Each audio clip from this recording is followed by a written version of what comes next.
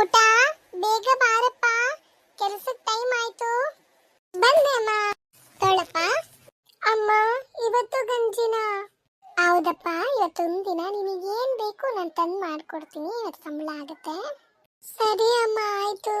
ಸರಿ ಮಗಳೇ, ಗಂಜಿ ಕುಡ್ದು ಆಟ ಆಡ್ಕೋ ಆಯ್ತಾ? ನಾನು ಕೆಲ್ಸಕ್ಕೆ ಹೋಗಿ ಬರ್ತೀನಿ. ಸರಿ ಅಮ್ಮ, ಆಯ್ತು. ಅಮ್ಮೋರೇ, ಅಮ್ಮೋರೇ.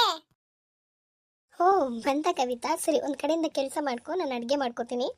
ಸರಿ ಅಮ್ಮೋರೇ, ಆಯ್ತು. ಬಾಕ್ಲು ತಟ್ಟು ಬರ್ಬೇಕಂತ ಗೊತ್ತಾಗಲ್ಲ ನಿಮಗೆ? ನೀವಿರೋದ್ ಗೊತ್ತಿಲ್ಲ ಚಿಕ್ಕಮ್ಮೋರೆ. ಕಸ ಗುಡಿಸ್ಕೊಂಡು ಹೋಗಕ್ ಬಂದೆ. ನಾನು ಆಮೇಲೆ ಗುಡಿಸ್ಕೊತೀನಿ. ಇರ್ಲಿ, ಬರಕ್ ಬಂದಿದ್ದೀರಾ, ಗುಡ್ಸಿ. ಸರಿ ಅಮ್ಮೋರೆ, ಆಯ್ತು. ಚಿಕ್ಕಮ್ಮೋರೆ, ಏನ್ ಕಸ ಗುಡ್ಸಿದ್ದೀರಾ? ಕಾಲಿಗೆಲ್ಲ ಹಾಗೆ ಧೂಳು ಕಸ ಎಲ್ಲ ಸಿಗ್ತಾ ಇದೆ. ಸಂಬಳ ಏನ್ ಸುಮ್ಮನೆ ಇಸ್ಕೋತೀರಾ? ಮಾಡೋ ಕೆಲಸನ ನೀಟಾಗಿ ಮಾಡ್ಬೇಕಂತ ಗೊತ್ತಿಲ್ಲ?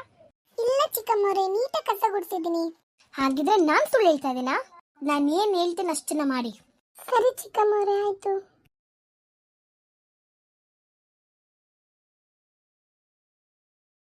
ಮ್ಯಾನರ್ಸ ಇಲ್ಲ ಇವ್ರ ಕಲಿಗೆ. ರಾಣಿ, ಊಟ ಮಾಡು ಬಾರಮ್ಮ. ಬಂದೆ ಅಮ್ಮ. ಬಂದ್ರ ಚಿಕ್ಕಮ್ಮೋರೆ? ನಿಮ್ಮನ್ನ ಯಾರು ಬರಕಂದಿದ್ದು? ಎಲ್ಲಿ ನಮ್ಮಮ್ಮ? ಊಟದ ಟೇಬಲ್ ವರ್ಗು ಬರೋದಕ್ಕೆ ಯಾರು ಹೇಳಿದ್ರು ನಿಮ್ಮನ್ನ? ಮನೆ ಕೆಲಸ ಎಷ್ಟಿದೆ ಅಷ್ಟನ್ನ ನೋಡ್ಕೊಳ್ಳಿ.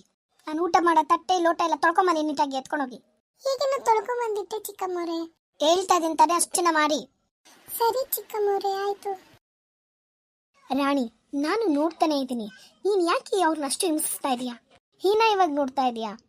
ಯಾಕೆ ಅಂದ್ರೆ ಅವ್ರ ಮನೆ ಕೆಲಸದವರು. ಅದಕ್ಕೆ ಮನೆ ಕೆಲಸದವ್ರು ಆಗ್ಬಿಟ್ರೆ ಅವ್ರನ್ನೆಲ್ಲಿ ಇಡ್ಬೇಕೋ ನಾನು ಅಲ್ಲಿ ಇಟ್ಟಿದ್ದೀನಿ. ನಿಂತರ ನನ್ನ ಕೈಲೆಲ್ಲ ಅವ್ರನ್ನ ತಲೆ ಮೇಲೆ ಇಟ್ಕೊಂಡು ಕುಣ್ಸಕ್ಕಾಗಲ್ಲ. ಇದೇನಾ ನೀನು ಕಲ್ತಿರೋದು? ಶ್ರೀಮಂತಿಕೆ ಇದೆ ಅಂದಿದ ತಕ್ಷಣ ನೀನು ಅದನ್ನು ಅಹಂಕಾರವಾಗಿ ತೋರಿಸ್ಬೇಕು ಅಂತಲ್ಲ. ಒಳ್ಳೆಯ ಗುಣ, ನಡತೆ, ಸ್ವಭಾವನೂ ಸಹ ನಮ್ಮಲ್ಲಿರುವಂಥ ಶ್ರೀಮಂತಿಕೆ.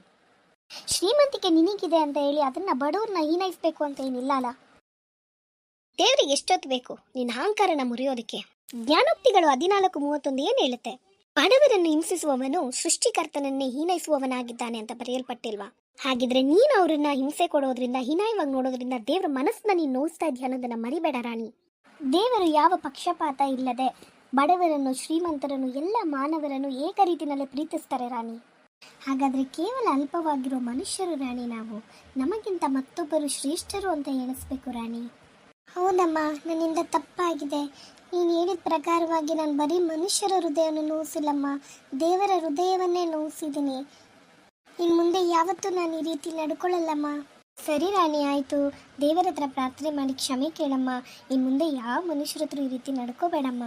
ಅವ್ರು ದೊಡ್ಡವರೇ ಆಗಲಿ, ಚಿಕ್ಕವರೇ ಆಗಲಿ, ಬಡವರೇ ಆಗಲಿ, ಶ್ರೀಮಂತರೇ ಆಗಲಿ ಅಮ್ಮ, ಪ್ರೀತಿಯಿಂದ ಕಾಣು. ಸಾರಿ ಅಮ್ಮ.